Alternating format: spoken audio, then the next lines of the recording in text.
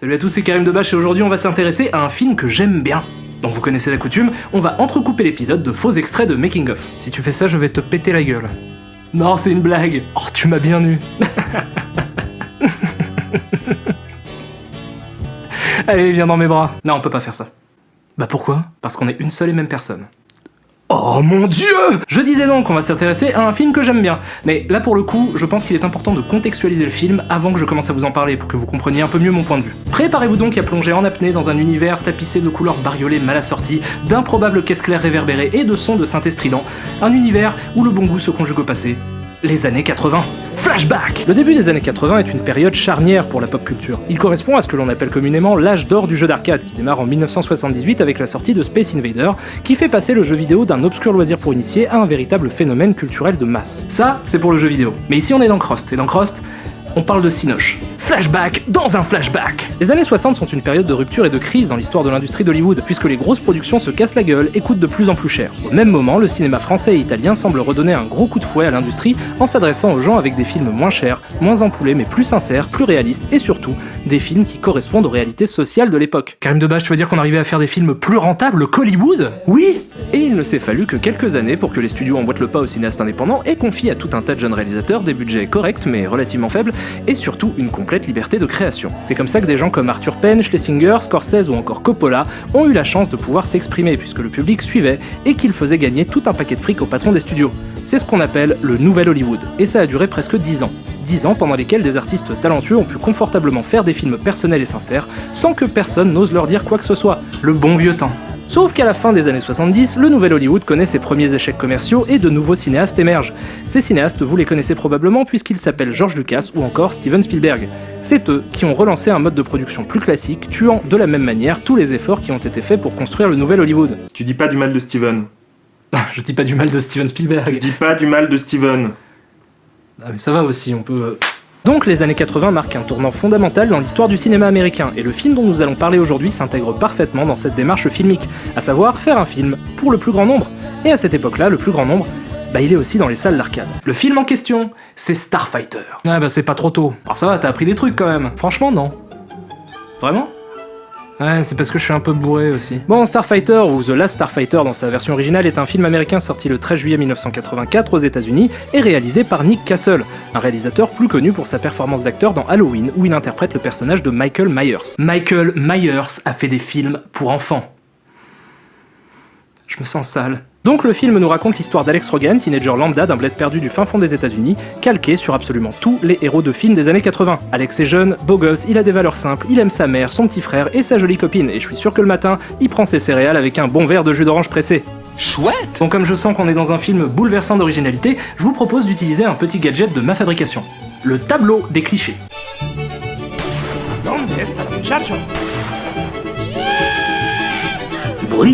Sauf que tout n'est pas rose dans la vie d'Alex, puisqu'il vit dans un mobil-home, qu'il n'a pas beaucoup d'argent et qu'il rêve, comme à peu près tous les jeunes des années 80, de l'espace. D'ailleurs, il rêve de façon super chelou, dans ce qui semble être un putain d'épisode psychotique. Il a fait beau aujourd'hui. Oui, et il fera encore très beau demain. Il va faire beau tout l'été. Ils le disent dans l'almanach du fermier. Oh, je suis complètement défoncé. Heureusement pour lui, il y a les jeux vidéo. Enfin, surtout un jeu vidéo. Celui-là, Starfighter. Une borne d'arcade fictive, évidemment créée pour le film, qui met en scène le pilote d'un vaisseau, dernier rempart de l'humanité contre un méchant envahisseur qui veut détruire le monde, blablabla, insérer des clichés aléatoires. Bref, un soir, Alex arrive à faire tomber le record de la borne. Billy Mitchell va te péter la gueule. Et toute la communauté, qui très franchement a l'air beaucoup trop sympa et enthousiaste pour ne pas être sous LSD, est surexcitée à cette idée. Venez, dépêchez-vous! Il va battre le record! C'est extraordinaire! Louis, viens vite! Le soir même, il commence à se passer des trucs étranges, la borne prend vie et se trémousse comme John Travolta. Et là, arrive une DeLorean flambant neuve. Parce que quitte à prendre une bagnole, autant choisir une qui a de la gueule. Au volant de cette DeLorean se trouve Obi-Wan. Dumbledore. Non, Gandalf. Aïe aïe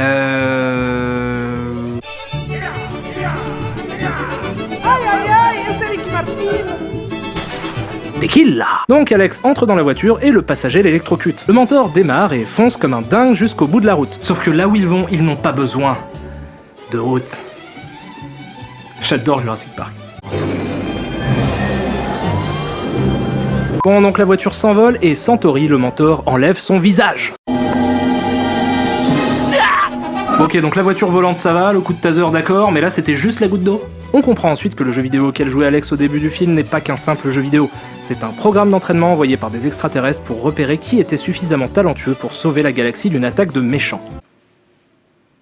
Centauri le conduit donc à la salle de conférence où Alex peut rencontrer ses futurs collègues pilotes. Oh, Amiral Akbar, comment ça va? Vous avez eu des réductions de budget? La présentation est interrompue par le grand méchant du film qui annonce qu'il a repéré une taupe dans son organisation et qui décide de le tuer face caméra.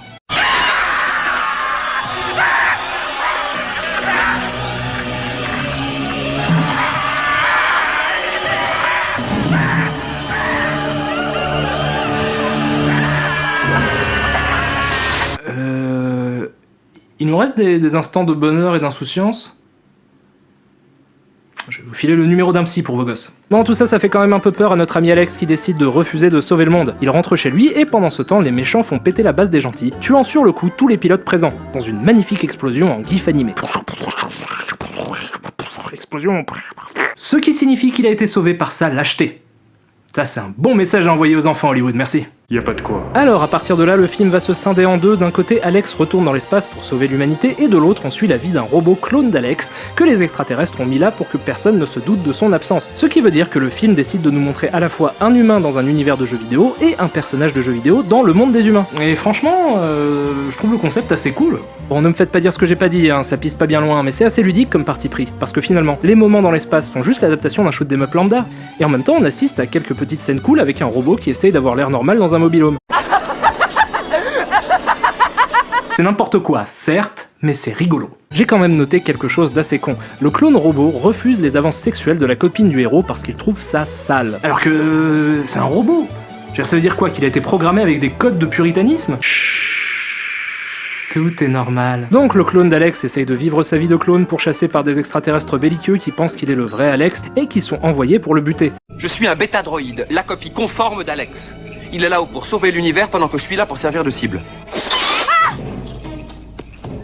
Tu vois? Le reste du film est assez évident si vous avez vu Star Wars. Le mentor se fait buter par les méchants, Alex va dans l'espace avec son sidekick rigolo. Eh, y a un sidekick rigolo! Aïe aïe aïe, podemos grande el taquito.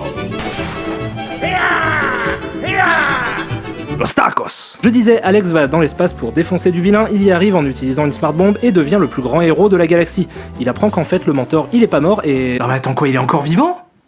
Centauri! Je croyais que vous étiez mort. Moi, mourir et manquer une telle aventure? Oh non!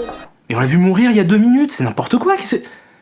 J'ai plus ou moins dormi pendant que mon corps se réparait lui-même. Je veux dire, c'est... Bah, faut pas t'embêter. C'est pas avec normal, ces vous détails. pouvez pas juste Il suffit ressusciter de te les dire personnages. que tu es sur Vous m'écoutez Relos. vous m'écoutez pas du tout, vous m'écoutez Cesse pas de du penser tout. en humain. Vous m'écoutez Ça, pas c'est du tout, vous la leçon continuez à du jouer le roi. film. Maintenant, la Stop, leçon du je métier. suis un spectateur payant, regardez-moi.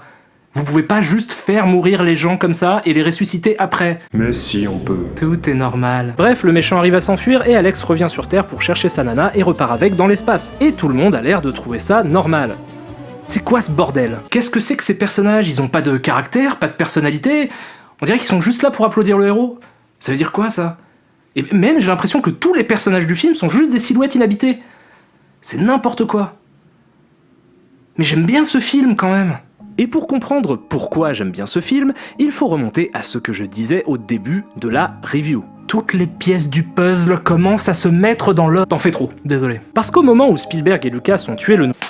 Parce qu'au moment où Lucas a tué le nouvel Hollywood et a relancé la mode du gros blockbuster de studio, il a utilisé ceci, Le héros aux 1001 visages de Joseph Campbell, un bouquin qui date de 1949 et qui expose la théorie du monomythe. En gros, le bouquin explique que tous les mythes du monde sont une variation d'une seule et même histoire, et décrit différentes étapes et différents archétypes que l'on retrouve dans tout un tas d'œuvres de fiction, et Starfighter en est un des exemples les plus évidents. C'est pour ça je pense que tout le film est aussi prévisible et que tous les personnages sont archétypaux au possible. C'est juste un décalque scénaristique de Star Wars qui lui-même n'est rien de plus que l'illustration de la théorie du monomythe. Ceci étant, je considère toujours ça comme de réels défauts. Parce que du coup, le film ne surprend jamais et semble effroyablement tiède. Il ne contient aucune audace, aucune envolée narrative, tout semble baigner dans le conformisme et la bien-pensance. Chouette! Pareil pour toutes les séquences qui se passent dans l'espace qui font vraiment Star Wars du pauvre. Tiens, regardez ça. Osez me dire que c'est pas un X-Wing de contrefaçon hongkongaise. Mais quand même, il y a des trucs que j'aime bien. Déjà, le film est un précurseur en termes d'imagerie et d'effets spéciaux. Alors ok, aujourd'hui ça a effroyablement vieilli, c'en est même presque drôle, mais en 84, au moment de la sortie du film, bah ça avait de la gueule. C'est pas vachement moins classe que Jurassic Park? Si, mais c'est sorti 9 ans avant. Alors certes, les technologies de l'époque n'étaient probablement pas assez avancées pour quelque chose d'aussi ambitieux, et il aurait sûrement mieux valu en rester aux maquettes, mais merde, au moins ils ont essayé de donner un look particulier au film. Alors c'est plutôt raté, certes, mais c'est quand même une initiative. Pareil pour ce qui est du jeu vidéo dans le film, ça sert à rien, c'est que du prétexte, ça réfléchit à aucun moment sur le médium, mais ils ont réussi à utiliser ça de façon assez ludique pour que ça soit pas désagréable à mater. Et même malgré cette utilisation un peu opportuniste et putassière de l'univers du jeu vidéo, j'ai pas l'impression de les voir tirer sur la corde plus que ça, comme ça peut être le cas pour Gamer par exemple. Ici, le public visé est beaucoup plus large et le film s'adresse plus aux amateurs de science-fiction qu'aux joueurs. Du coup, on évite pas mal de références forcées et de clins d'œil superflus. Tu en es à 900 000. Attention néanmoins, je préfère être complètement honnête avec vous, je pense que je suis bienveillant avec le film parce que je l'ai connu quand j'étais gosse. Et je pense aussi que ma nostalgie personnelle influe sur le regard que je lui porte. De ce fait, je ne peux décemment pas vous le recommander dans l'absolu. Par contre, si vous avez fait le tour de toutes les autres productions pour gosses un peu niaises de cette époque-là et que vous en voulez encore, bah celle-là est pas pire qu'une autre. C'est un film que vous aurez oublié 3 semaines après l'avoir vu, mais c'est plutôt un moment sympa à passer. Et moi, bah, je passe un bon moment devant. Quand je regarde Starfighter, j'ai juste envie de m'emmitoufler dans une couette douillette, d'attraper une tasse de chocolat chaud avec de la chantilly et des chamallows, éclairée par quelques bougies et réchauffée par un bon feu de cheminée pendant qu'une dinde rôtie dans le four, et que mon berger allemand se gratouille l'oreille sur le tapis. T'es quand même un personnage très très bizarre, Karim. Cette image sortira jamais de ma tête.